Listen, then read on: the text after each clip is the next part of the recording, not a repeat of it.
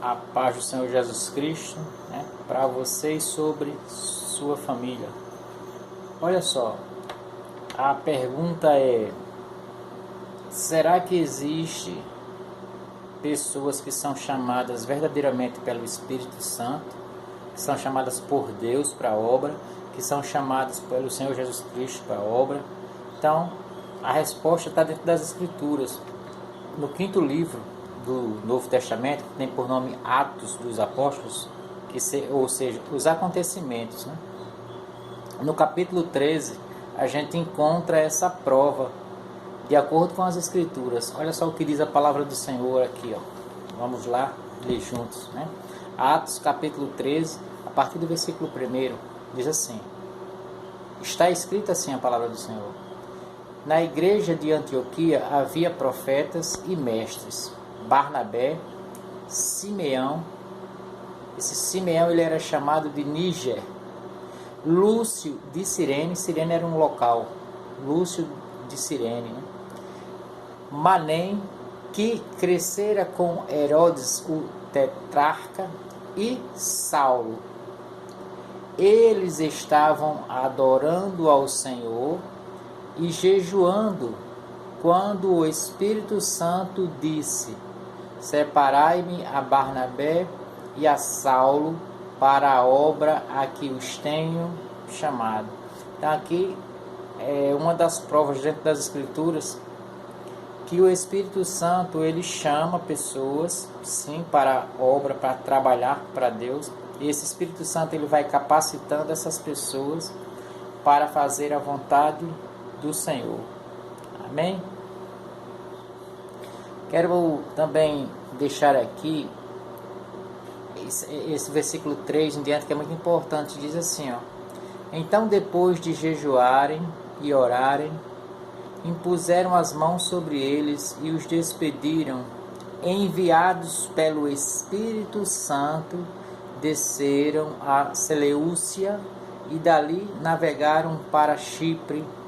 Chegando a Salamina, anunciavam a palavra de Deus nas sinagogas judaicas. Tinham também a João como auxiliar, né? Fora Barnabé e Saulo, eles levaram João, também chamado de Marcos, João Marcos, tá? Tendo atravessado toda a ilha até Pafos, aí encontraram certo judeu chamado Bar-Jesus, que era mágico e falso profeta. Olha só, no meio do caminho encontra-se um homem por nome Bar-Jesus ou Bar-Jesus, né, que era mágico. A profissão dele ele era mágico, mas a Bíblia diz que ele era um falso profeta, ou seja, ele falava algumas coisas, talvez em nome de Deus, que Deus não tinha mandado ele falar. E aí é uma característica do falso profeta.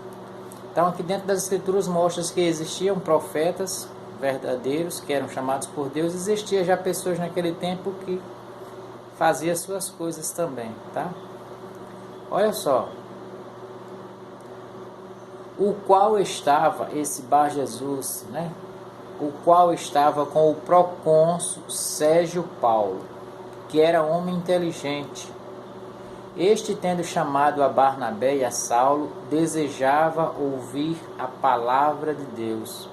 Outra coisa que eu aprendo aqui é que no meio da nossa caminhada, há pessoas que desejam ouvir a palavra de Deus. Daí a importância da gente estar falando de Deus. Parece que está falando às vezes em vão.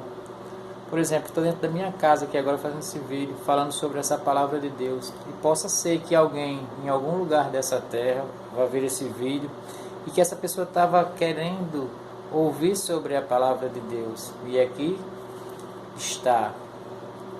Espero que você seja uma dessas pessoas que sinta desejo de ouvir a palavra de Deus e aprender sobre a palavra de Deus.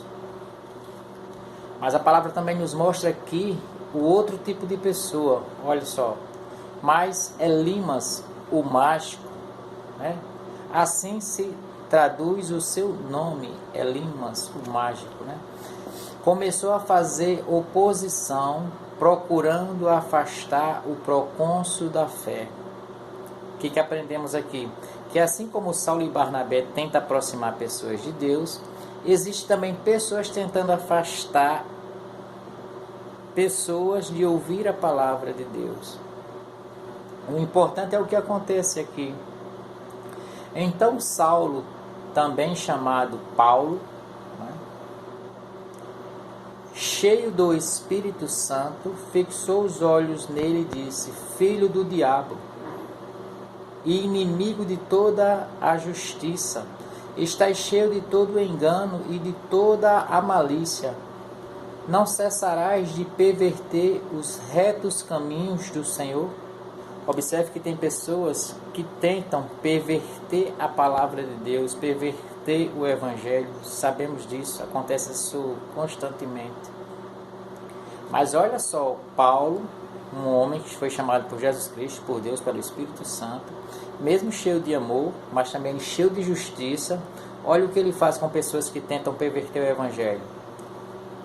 Pois agora, olha o que Paulo disse para ele, para o mágico: pois agora a mão do Senhor está sobre ti, e ficarás cego por algum tempo, e não verás o sol.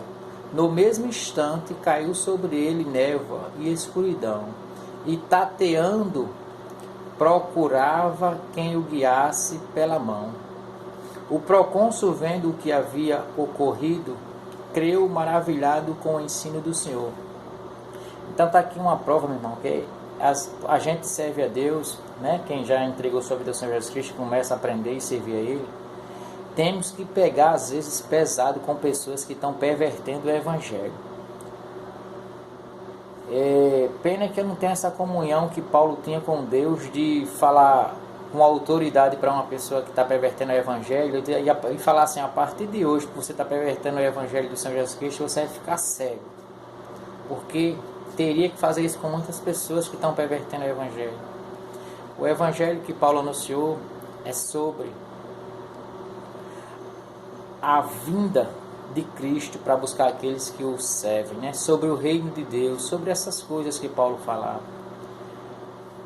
E infelizmente hoje o Evangelho é anunciado só em busca de: vem a mim carro, vem a mim casa, vem a mim emprego, vem a mim, né, família. As pessoas têm buscado essas coisas, e não foi isso que Paulo pregava.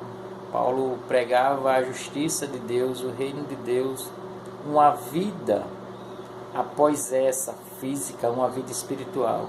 E só quem terá essa comunhão e essa vida espiritual é quem entregou a sua vida ao Senhor Jesus Cristo, aceitando Ele como o único e suficiente Salvador. Amém? Espero que você tenha aprendido aí sobre essa palavra, para que o vídeo não fique muito, né, longo. Temos aí esses minutos aí da palavra do Senhor. Amém?